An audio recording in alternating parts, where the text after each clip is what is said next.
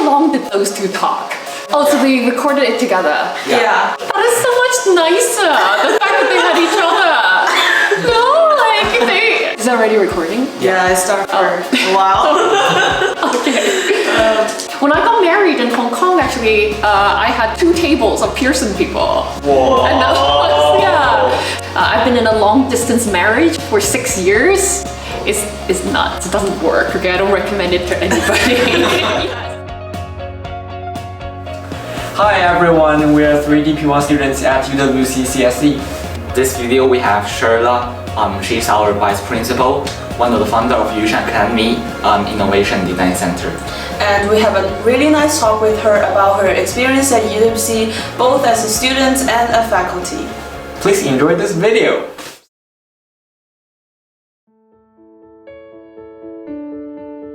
Yeah, so I think a lot of people know I'm a UWC alum, so I went to Pearson, right? The first time I came to this campus was actually for selection day, so I was helping as an interviewer, right, for selection day, so selecting students. So at that time I never thought that I would join here. But then I was working in Shanghai, at a school in Shanghai, and then I found out that UWC Changshu was looking for head of humanities. And then I applied and I came here. And this is why I picked Yushan, right? I think that one of my most memorable experiences was creating Yushan Design Center. I think that this was a big project for me. When I came, it was a construction site. There was nothing. And I somehow stumbled upon this project. And as you know, I'm not a design teacher, I'm an econ teacher.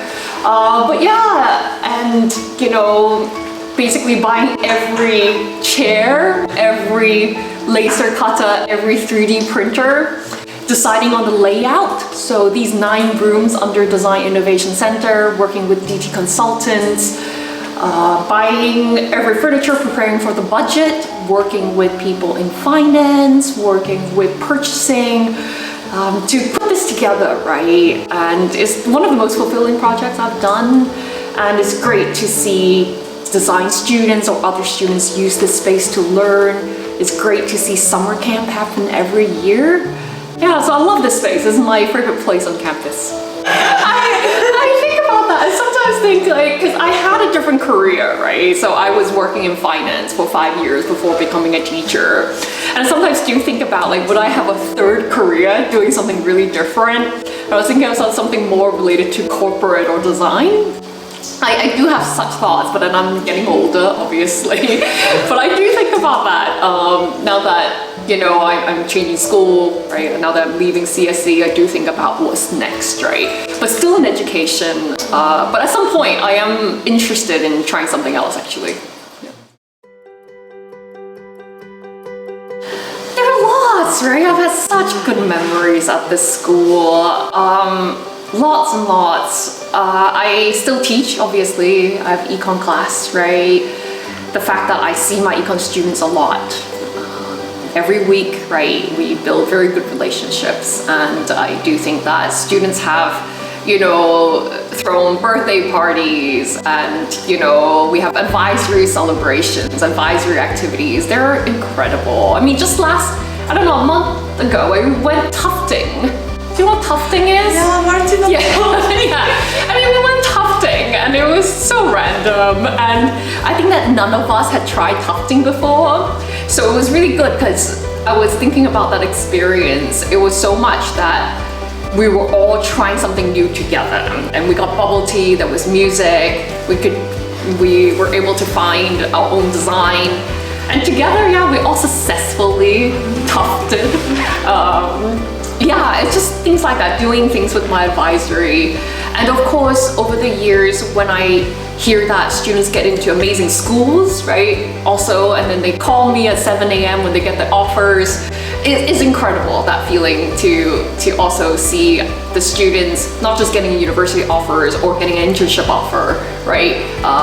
Really excited about this next step in their journey. Yeah.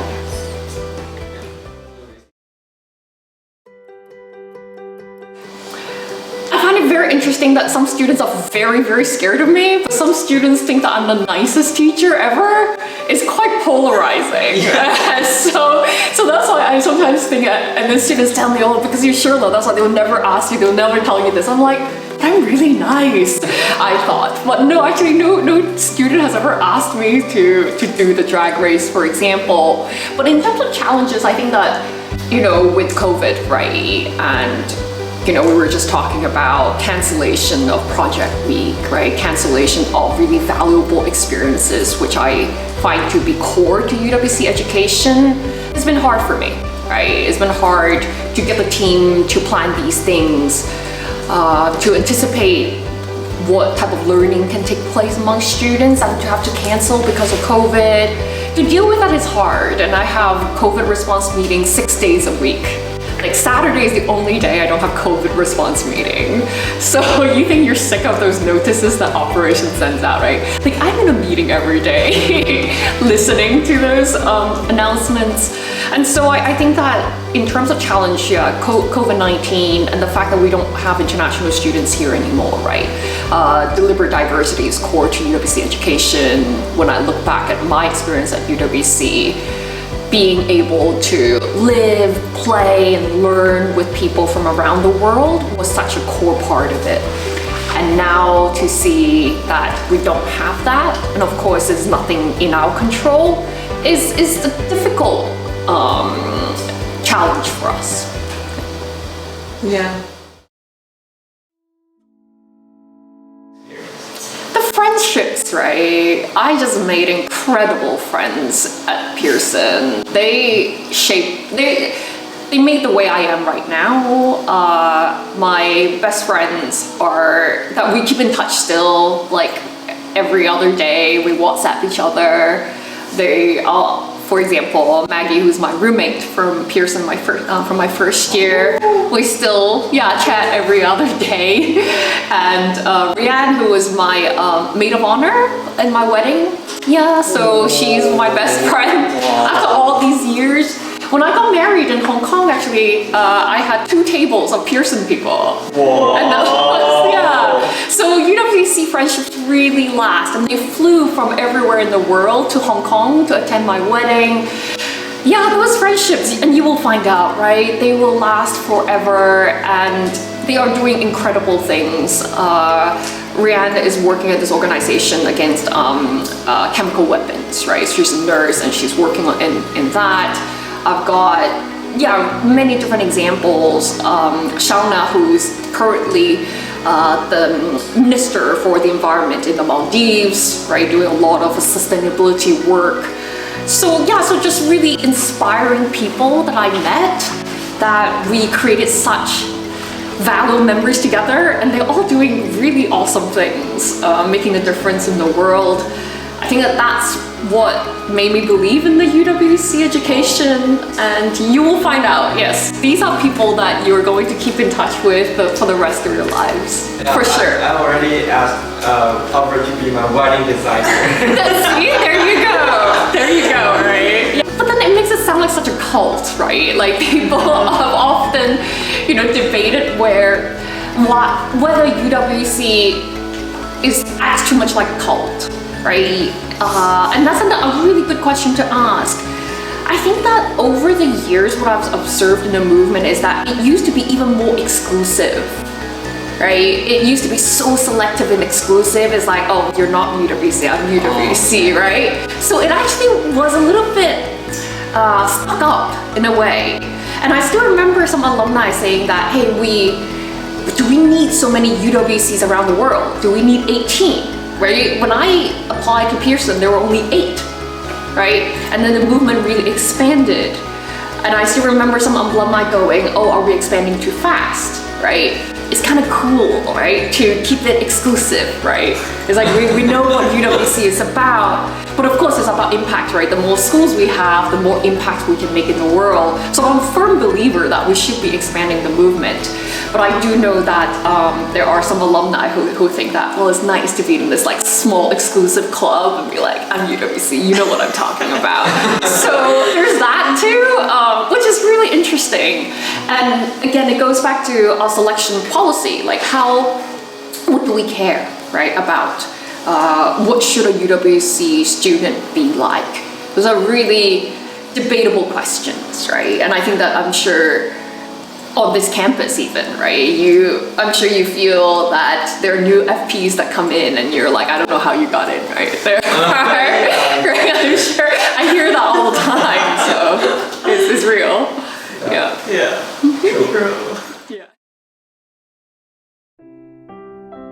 Right, I do think there is something called UWCness, right? Because our mission is very clear, right? Uniting people from different countries, different cultures together for a peace and sustainable future. That is a shared mission across all the UWCs. And so for me, it's really clear, like as an institution, we must aspire to that mission, right? What we do here must be mission aligned. That I fully believe in, right? Everything we do, be it in our curriculum, be it in experiential learning, we should be contributing to that UWC mission. So for me, absolutely, there's something called UWCness. At the same time, when it comes to every UWC student, be it current student or alum, we are all so different, and that's the beautiful thing about it, deliberate diversity. And I know from my class, right, at Pearson, there are people doing a wide range of things, right? There are people who are in film, there are people who are in art, there are people in education, scientists, you know, everything you can think of in all walks of life. There are people who, you know, decide to focus on family, right? Maybe not so active in the professional world. At the same time, I think that for all of us, I do believe that UWC education plants a seed in you, right? It does affect you in different ways. It doesn't mean that as a UWC graduate, you have to be some sort of activist, right? I think that there are many choices there are, and it takes all shapes and forms when it comes to your UWCness. So I do treasure that, right? That's the diverse bit, right? It's not like, oh, we all have to be the same way in terms of pursuing the mission. But I do think that from what I've observed, the UWC impact is real and is manifested in many different ways for different people.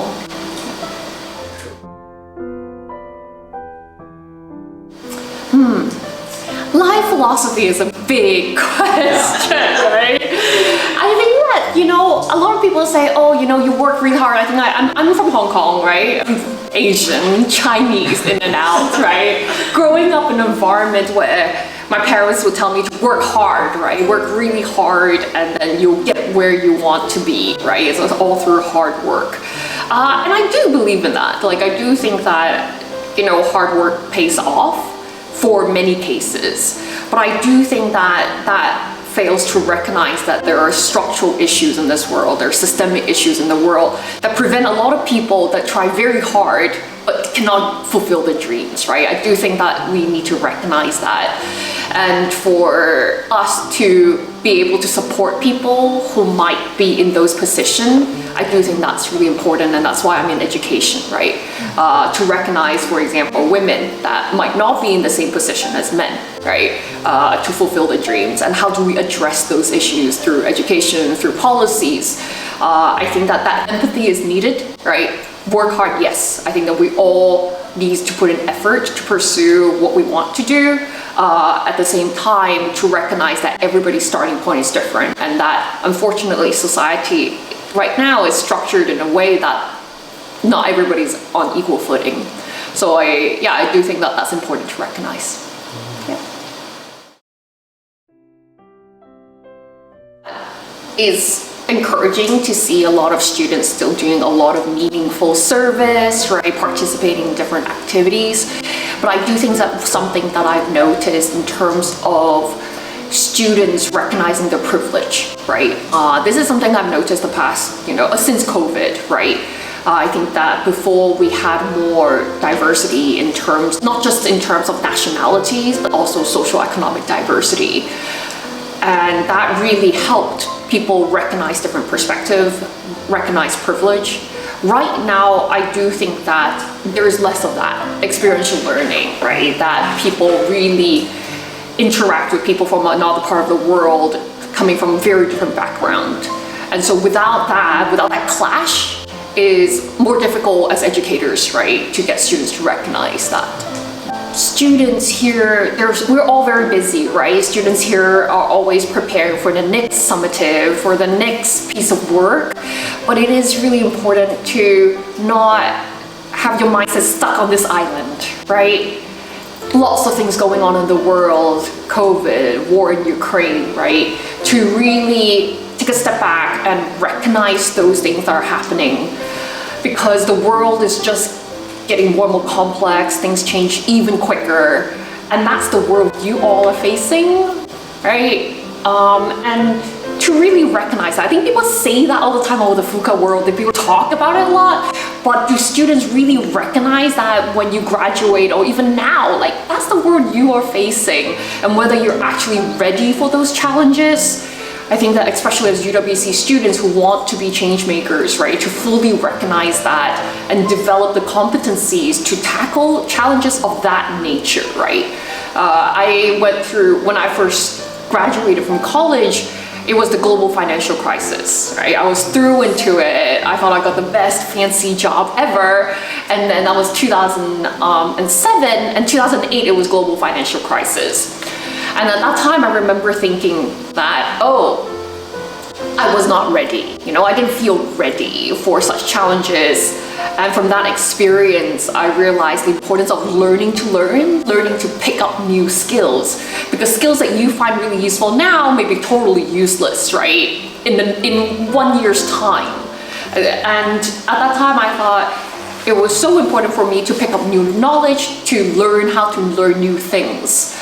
And also on top of that, to have the emotional resilience, right? To stay strong when you see people around you losing their jobs everywhere, companies going bankrupt. And it's the same thing now with COVID, right? Nobody thought that COVID would get so bad. And so to recognize that these events are just happening more and more frequently, I mean, it's sad, but for you all to be ready for that. And I think it's the same thing with building design, right? I have no design background, and people ask me, oh, how you put this together? I was like, well, I just picked up new skills along the way. And so that ability to learn how to learn and staying sane when things are going kind of crazy, I would say those are two big lessons, right? I do want our students to learn and to remember.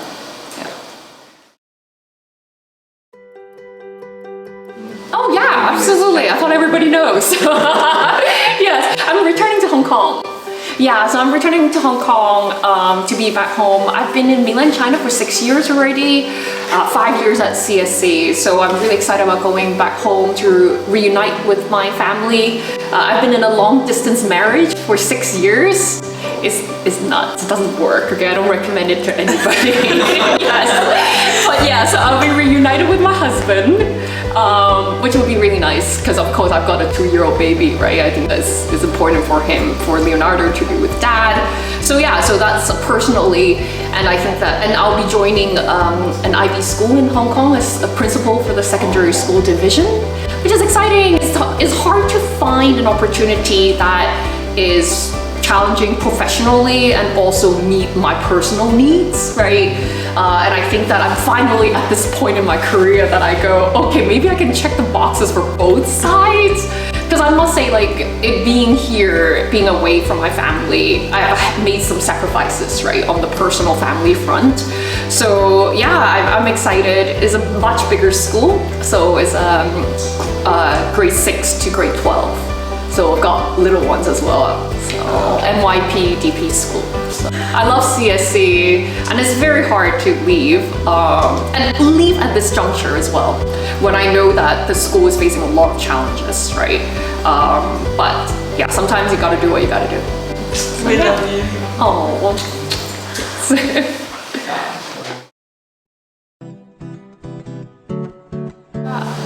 I just want to say thank you, right? The fact that I'm leaving, I want to thank UWC students and faculty for the incredible experience. I've grown so much professionally and also personally, right? I mean, as I mentioned, I joined as head of humanities and now as vice principal here. Professionally, I've grown so much, and that's only possible with the support of faculty and students, right? I've always, in my time here, the 5 years here, I I felt very supported, right? That people felt comfortable to express their opinions, their thoughts about different things that the schools were doing. Students would bring up a lot of different interesting ideas, right, about different things that are happening in the school. So I really appreciate that. Like it's a really great working environment and a community to be part of. So yeah, I'm really grateful for this experience, right? And as for, good wishes, I do hope that, like I mentioned earlier, I do think that students, despite being on this island, which is so secluded and beautiful and like a utopia, to always remember what is happening outside of this utopia, and as much as possible take actions, do something about what is happening in the world. That's what being a UWCer is about, and I do wish that our students can take more deliberate effort to make a difference. Yeah.